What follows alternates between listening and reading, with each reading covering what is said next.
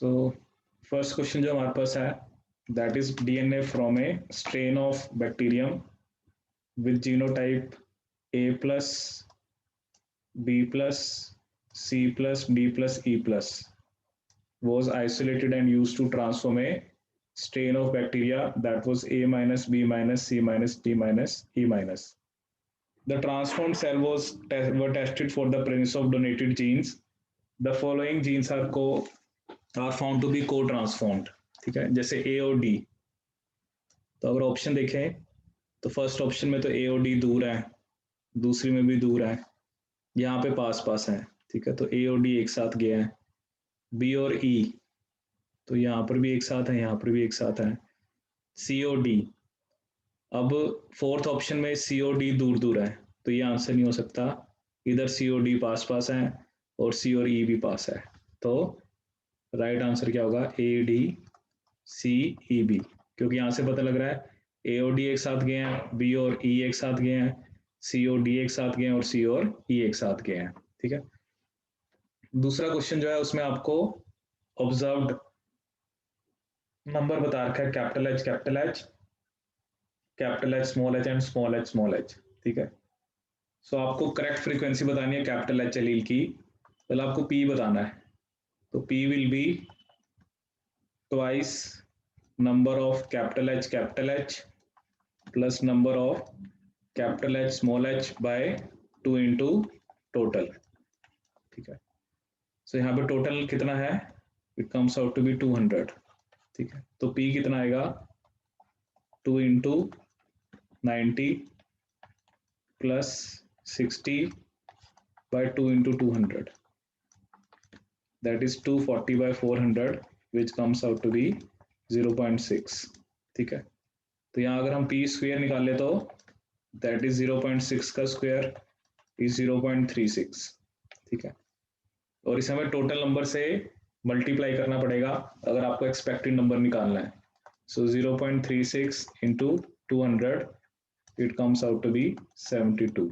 ठीक है, so the right answer is your 0.6, क्योंकि ये P आया और your capital H will be 72. So the correct answer is first. ठीक है, so 10th का second is the correct answer, 11th का आपका first. So जैसे ये question है, a series of cell lines was created by fusing mouse and human somatic cells. In mouse human somatic cell hybrids, human chromosome tend to get lost before becoming a stable cell line. Some hybrid cell lines may carry human chromosome deletions. Each cell line was examined for the presence of chromosomes and for the production of an enzyme. ठीक है, तो जैसे यहाँ पर cell line है ABCDE। ठीक है, अब यहाँ पर अगर आप देखो तो A में प्रोडक्ट बन रहा है, B में बन रहा है, C में नहीं बन रहा, D में बन रहा है। ठीक है, और E में नहीं बन रहा, तो आपको वो क्रोमोसोम सेगमेंट देखना है जो A, B और D में कॉमन है। ठीक है, तो जैसे अगर आप देखोगे तो 5P ये A में है, ये B में है और ये D में है। ठीक है, तो इसका मतलब क्या है कि जो आपका एंजाइम है उसको बनाने वाली जो which segment of the chromosome has the gene encoding for the enzyme, so it has to be your 5P। ठीक है, तो इसका क्या आंसर होना चाहिए आपका 5P, कि 5P जो है उसके ऊपर आपकी क्या है, मतलब that is the chromosomal segment which has the gene encoding the enzyme. ठीक है, तो इस टाइप का क्वेश्चन जैसे एग्जाम में पूछ लेते हैं।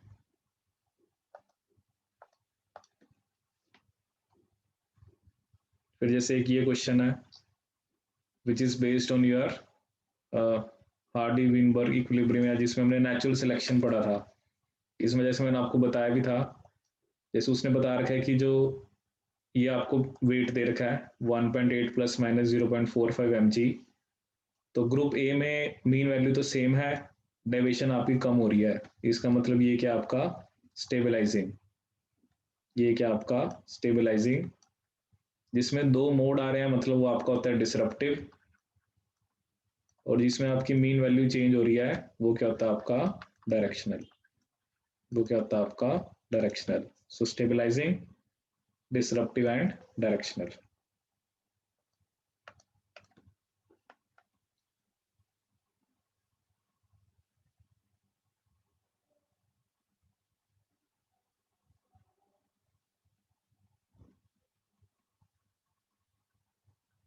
सो नेक्स्ट जैसे मान लो हमारे पास ये क्वेश्चन है, ठीक है। ये क्वेश्चन हमने लास्ट क्लास में किया भी था कि A plus B plus C plus, ठीक है, और A minus B minus C minus. तो इसमें हमने देखा था यहाँ पर इन्होंने थोड़ा, ये ए प्लस है यहाँ पर ना, तो सबसे पहले ए गया है, फिर आपका सी, और फिर आपका बी। तो ए सी बी इसका आंसर था, ठीक है। इसके अलावा जो ये नेक्स्ट क्वेश्चन है 21, ये आप ट्राई करो। A co-transduction experiment was performed to decipher the linear order of 4 genes A, B, C, and D.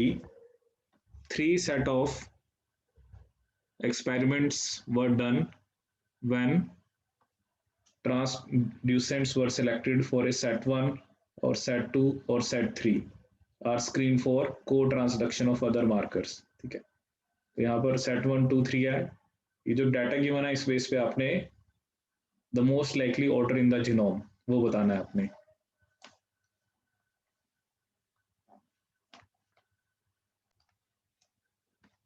ठीक है, तो अगर यहाँ पर हम देखें आपका कि जो क्वेश्चन में आपको गिवन है कि को ट्रांसडक्शन फ्रीक्वेंसी, जैसे यहाँ पर अगर आप देखो तो जो ए और डी है, जैसे A B A C A D की सबसे ज़्यादा है तो दैट इज 89। यहाँ पर देखोगे तो बी और सी की सबसे ज़्यादा है 78,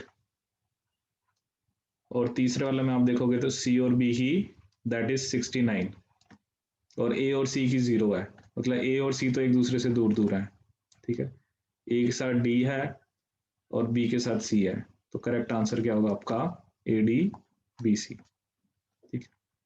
तो जस्ट जो हमने जैसे पढ़ा था लास्ट क्लास में, ट्रांसफॉर्मेशन क्या होता है, कॉन्जुगेशन क्या होता है, ट्रांसडक्शन क्या होता है, तो उसके बेसिस पे ये आपके सिंपल से क्वेश्चंस हैं, ठीक है। नेक्स्ट जो बेसिकली हमें दे रखा है दैट इज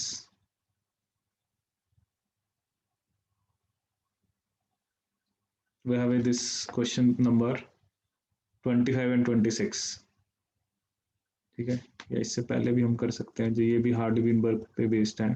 सो पहले आप 23 करिए, 23 and 24। In a random sample of 400 individual from a population with alleles of a trait in Hardy-Weinberg equilibrium, 36 individuals are homozygous for allele A. How many individuals in the sample are expected to carry at least one allele capital A, ठीक है। और दूसरे में आपको natural selection के base पे दे रखा है कि ए और बी आपको बताना है कि किस टाइप का नेचुरल सिलेक्शन ए और बी में है, ठीक है। तो देखते हैं आपका 23rd question. So in A random sample of 400 individual from a population with alleles of a trait in Hardy-Weinberg equilibrium, 36 individuals are homozygous for allele small a. How many individuals in the sample are expected to carry at least one allele capital A, ठीक है। तो obviously question में अगर हम देखें तो 36 तो कौन से वाले हैं, स्मॉल ए वाले। तो ऑब्वियसली बाकी जो 364 होंगे उनमें या तो वो कैपिटल ए होंगे या कैपिटल ए स्मॉल ए। तो ऑब्वियसली एटलीस्ट उनके अंदर एक एलील हो, they carry at least one allele capital A, so it has to be 364। और 24 में आप देख सकते हो जो ए है इसमें पीक आपकी नैरो हो रही है, so it has to be stabilising.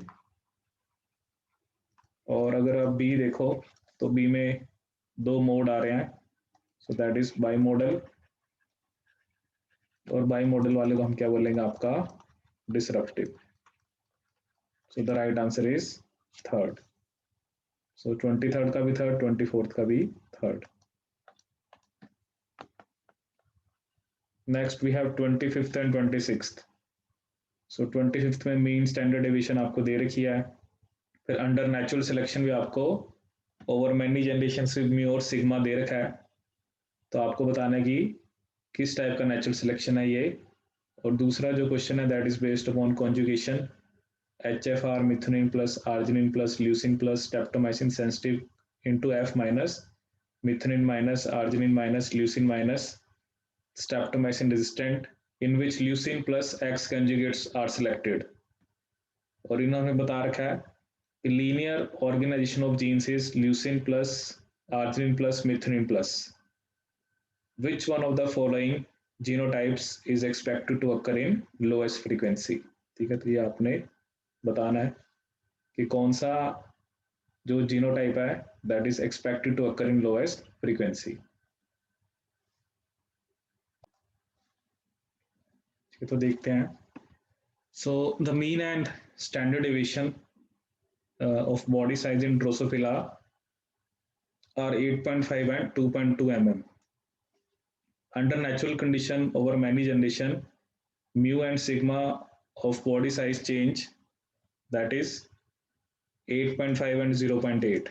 ठीक है, अब इसका क्या मतलब है कि आपका 8.5 तो म्यू तो सेम है, सिग्मा क्या कर रहा है आपका डिक्रीज कर रहा है। सिग्मा पहले कितना था 2.2 mm और अब सिग्मा कितना है 0.8 mm। तो सिग्मा क्या कर रहा है आपका डिक्रीज। ठीक है, तो इसको हम क्या बोलेंगे आपका this has to be a stabilising. ठीक है, क्योंकि म्यू सेम रह रहा है, सिग्मा आपका डिक्रीज कर रहा है। दूसरा यहाँ पे क्रॉस है HFR methionine plus arginine plus leucine plus streptomycin sensitive into F minus methionine minus arginine minus leucine mycin streptomycin resistant. इसमें हमने leucine plus X conjugate select करने हैं। जैसे इसने हमें ऑर्डर दे रखा है कि ल्यूसिन आर्जिनिन मिथुनिन मिथुनिन ये ऑर्डर है, तो कौन सा जीनोटाइप आपको लोएस्ट फ्रीक्वेंसी में मिलेगा। ठीक है, पहले इसके हिसाब से तो पहले ल्यूसिन जाना चाहिए फर्स्ट नंबर पे, फिर आर्जिनिन और फिर आपका मिथुनिन। ठीक है, तो अगर हम फर्स्ट ऑप्शन में देखें तो चलो ल्यूसिन गया है, आर्जिनिन मिथुनिन नहीं गया। दूसरे ऑप्शन में ल्यूसिन गया है, आर्जिनिन गया, मिथुनिन नहीं गया। तीसरे ऑप्शन में ल्यूसिन गया है, आर्जिनिन गया, मिथुनिन गया है। ठीक है, अब चौथे ऑप्शन में क्या है कि ल्यूसिन चला गया, आर्जिनिन नहीं गया और मिथुनिन चला गया। ठीक है ना, तो ये तो मिलने के चांसेस बहुत कम है, क्योंकि ऑर्डर तो क्या है ल्यूसिन आर्जिनिन मिथुनिन। तो ऐसा नहीं होगा ना कि ल्यूसिन चला गया, मिथुनिन चला गया, आर्जिनिन नहीं गया। ठीक है, तो इसलिए द जो जीनोटाइप हमें लोएस्ट फ्रीक्वेंसी में मिलने के चांसेस हैं वो कौन से हैं, leucine plus arginine minus मिथुनिन plus. So the right answer is fourth one. ठीक है, तो ये कुछ क्वेश्चंस हैं जो हमने, चाहे आप हार्डी-विनबर्ग इक्विलिब्रियम हमने पढ़ा, उसमें नेचुरल सिलेक्शन पढ़ा हमने। ठीक है, तो उनसे रिलेटेड कुछ क्वेश्चंस है जो हमने करे आपके। ठीक है, सो इसके अलावा जैसे एक क्वेश्चन ये है जो भी मैंने आपको सोमैटिक हाइब्रिड्स का कंसेप्ट बताया। ठीक है, सो क्वेश्चन नंबर 30, तो इसको भी आप करिए सॉल्व। इसमें भी वही है कि आपको हाइब्रिड सेल लाइंस हैं और आपको ये बताना है कि कौन सा जीन आपका कौन से क्रोमोसोम के ऊपर है। ठीक है, जैसे क्वेश्चन है 3 somatic hybrid cell lines designated as XYZ have been scored for the presence or absence of chromosome 1 through 8 as well as for their ability to produce the hypothetical gene product ABCD as shown in the following table। ठीक है, तो जैसे hybrid cell lines है XYZ human chromosome present and gene product expressed. ठीक है, जैसे कि आपका अगर हम देखें तो जो A है वो Y और Z सेल लाइन में बन रहा है और क्रोमोसोम 5 कॉमन है, तो it has to be in chromosome 5। ठीक है, तो 5 इधर भी है, इधर भी है, इधर भी है। बी देखें तो वो क्रोमोसोम जो जो X और Z में है, तो it has to be in chromosome 3। ठीक है, अगर हम सी देखें तो सी किसी में नहीं बन रहा। ठीक है, तो ये नहीं कहेंगे कि हम वो 8th पे है। ठीक है, तो अगर अब वैसे हम कह भी सकते हैं बट ये गलत है, क्योंकि वी आर नॉट कंक्लूसिव कि जो सी है वो 8th क्रोमोसोम पे, जैसे ना सी किसी में नहीं बन रहा, 8th क्रोमोसोम किसी में भी नहीं है, ऐसा नहीं है। मे बी वो किसी और क्रोमोसोम पे भी हो सकता है। और जो डी है वो XYZ तीनों सेल लाइंस में बन रहा है, so we have to look for that chromosome which is common in all the cell lines, so it is chromosome 1। So the right answer is 4th। ठीक है, तो करेक्ट आंसर आपका क्या होगा 4th। तो ये somatic cell hybrid cell lines के based आपका क्वेश्चन है। ठीक है, सो ये कुछ क्वेश्चन जो हमने आपके किए।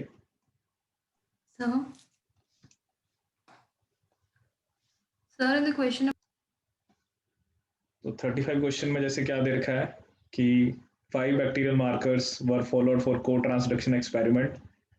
So the following table documents the observation of this experiment, plus denotes co-transduction, minus denotes lack, there of ND stands for not determined, ठीक है। तो जैसे गैलेक्टोज है वो आर्जिनिन के साथ जाता है, स्ट्रेप्टोमाइसिन के साथ जाता है, ठीक है, और ल्यूसिन मिथिन के साथ नहीं जाता है। तो हमें देखना है कि गैलेक्टोज, जैसे इस ऑप्शन में देखोगे तो फर्स्ट ऑप्शन में गैलेक्टोज और आर्जिनिन दूर दूर है, तो ये नहीं होगा।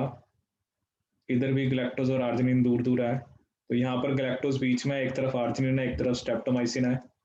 ल्यूसिन, स्ट्रेप्टोमाइसिन, मिथ्योनिन, तो ल्यूसिन के एक तरफ स्ट्रेप्टोमाइसिन, एक तरफ मिथ्योनिन, और स्ट्रेप्टोमाइसिन के साथ ल्यूसिन।